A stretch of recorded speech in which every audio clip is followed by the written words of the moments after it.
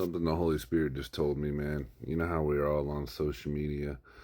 We overlook it. We see people that are commenting, they just lie, trying to make them feel better for a couple likes, for pride, arrogance, and then they forget about that comment they say. Or sometimes they go around making multiple comments, even though the words that they don't say out of their own mouth in person, it's no different. Sin is sin in God's eyes, and sin is serious in God's eyes, and those things will hold you to footholds and strongholds to Satan still. So if you are going around that you are still commenting meanful, deceitful things, that is sin from your heart that you're keeping in, you're keeping hate in your heart to let off on other people. Even though if it's a small sin or a small lie, God sees it all, and there's no different than saying somebody with words out of the power of your tongue is life and death.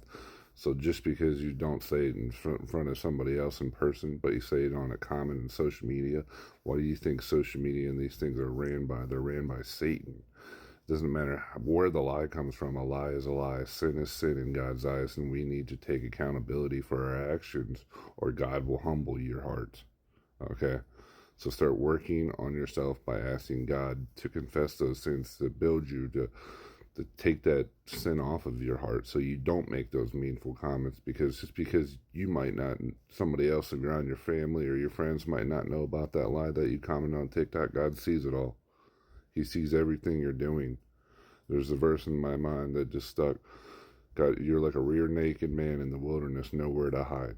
Even in the end days when people go into the rocks, like it says in the Bible, the rocks in the end of days will cry out and worship God, and no stone will be left unturned.